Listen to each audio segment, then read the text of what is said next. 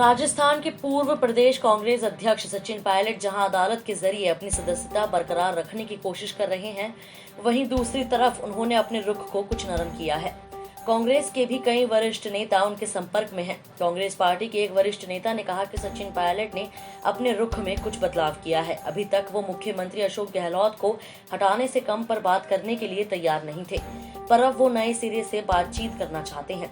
सूत्रों का कहना है कि पायलट ने कांग्रेस कार्य समिति के एक सदस्य को फोन कर बातचीत की है। उन्होंने संकेत दिए हैं कि वो पार्टी के साथ बातचीत करना चाहते हैं। पार्टी ने भी कहा है कि उनके लिए पार्टी के दरवाजे खुले हैं। इससे पहले पार्टी हाईकमान के निर्देश पर वरिष्ठ नेता अहमद पटेल और संगठन प्रभारी केसी वेणुगोपाल ने सचिन से संपर्क किया था। पार्टी सूत्रों का कहना है कि सचिन पायलट अभी सभी विकल्प खुले रखना चाहते हैं। मुख्यमंत्री अशोक गहलोत ने भी ट्वीट कर युवाओं के भविष्य की वकालत की है। उन्होंने ट्वीट कर कहा कि हम तो तीसरी बार मुख्यमंत्री बन गए, 40 साल से ज्यादा राजनीति करते हुए हो गए। नई पीढ़ी जो आएगी हम उनको प्यार करते हैं, आने वाला कल उनका है। गहलोत ने एक ट्वीट कर कहा कि युवा हमसे अच्छा काम कर सकते हैं। हमारे जमाने में तो कोई कम्युनिकेशन नहीं था, आज आईटी का जमाना है, मोबाइल है, मीडिया है, देश का भविष्य इन पर निर्भर करता है। नेपाल में सत्ता साझेदारी पर नए समझौते के लिए प्रधानमंत्री केपी शर्मा ओली और नेपाली कम्युनिस्ट पार्टी के कार्यकारी प्रमुख पुष्प कमल दहल प्रचंड के बीच गुरुवार को हुई बातचीत बेनतीजा रही।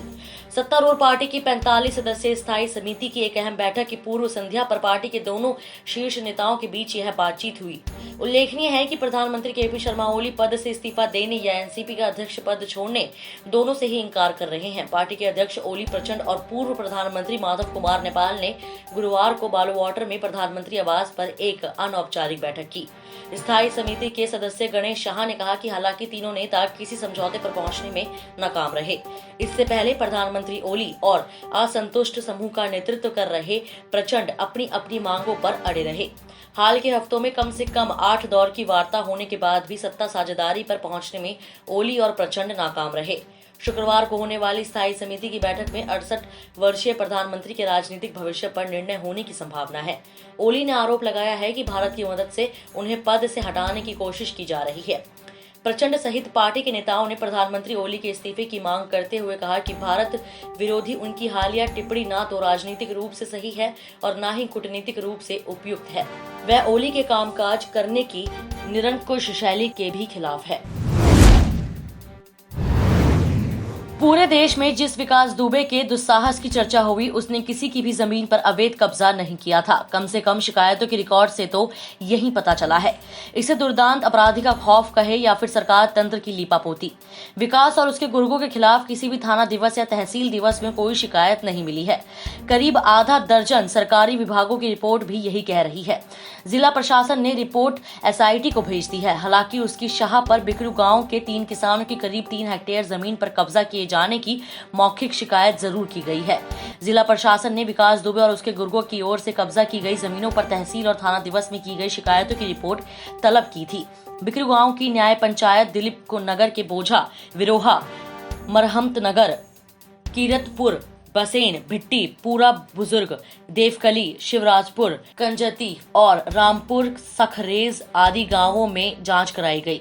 बिल्लोहर तहसील, सिंचाई विभाग, पीडब्ल्यूडी, पंचायत, केडीए, नगर निगम, हाईवे अथॉरिटी समेत अन्य विभागों ने अपनी अपनी रिपोर्ट जिला प्रशासन को भेज दी है। जांच में पाया गया कि तहसील व थाना दिवसों में विकास दुबे व उसके साथियों के खिलाफ कोई शिकायत भी नहीं आई। एडीएम फाइनेंस वीरेंद्र पांडे ने इसकी पुष्टि की। लोगों पर कोरोना के अलग अलग प्रभाव को लेकर शोध कर रहे वैज्ञानिकों का दावा है कि कोरोना से हो रही मौतों में भी अहम भूमिका शरीर के प्रतिरोधक तंत्र है। यदि व्यक्ति का प्रतिरोधक तंत्र दुरुस्त है तो मौत का खतरा कम है। इससे कोई फर्क नहीं पड़ता है कि व्यक्ति की उम्र क्या है।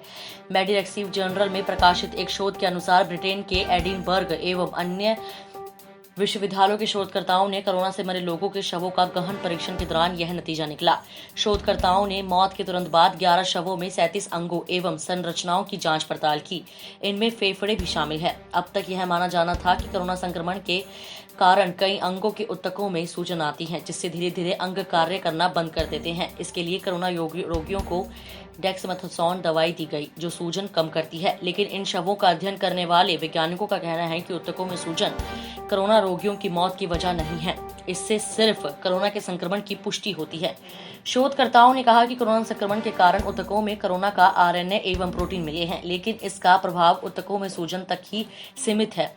प्रथम दृष्टया ऐसा लगता है कि यह मौत की वजह नहीं है, बल्कि मौत की वजह शरीर का प्रतिरोधक तंत्र है। जिन लोगों में वह सही काम नहीं करता है, उनमें दिक्कतें बढ़ती हैं और मृत्यु का कारण बनता है।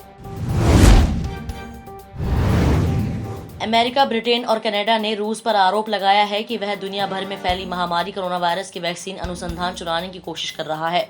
वायरस ने 5,85,000 से अधिक लोगों को मार दिया है। 13.6 मिलियन से अधिक लोग संक्रमित हैं और पिछले साल के अंत में इस वायरस ने उभरने के बाद से वैश्विक अर्थव्यवस्था को अपंग कर दिया है और दुनिया की उम्मीदें इसकी वैक्सीन पर टिक गई है। इधर ब्राजील ने घोषणा की कि यह 2 मिलियन पुष्ट मामलों को पार कर गया है। नवीनतम सकारात्मक संकेत में ब्रिटिश मीडिया ने गुरुवार को बताया कि ऑक्सफोर्ड विश्वविद्यालय के एक परीक्षण ने अपने प्रोटोटाइप वैक्सीन से वायरस के खिलाफ प्रतिरक्षा प्रतिक्रिया उत्पन्न की है। लेकिन घंटों बाद ब्रिटेन के राष्ट्रीय साइबर सुरक्षा केंद्र ने कहा कि APT29 नामक एक हैकिंग समूह ने मूल्यवान बौद्धिक संपदा की चोरी करने के लिए वैक्सीन अनुसंधान करने वाली ब्रिटिश प्रयोगशालाओं को टारगेट किया था। इस वीडियो में इतना ही। मैं कोमल, पंजाब केसरी, दिल्ली से। अगर आपको हमारी ये खबर जानकारी पूर्ण लगे तो हमारे फेसबुक पेज punjabkesari.com को लाइक करें और अगर आप हमारी ये वीडियो यूट्यूब पर देख रहे हैं तो हमारे चैनल punjabkesari.com को सब्सक्राइब करना ना भूलें।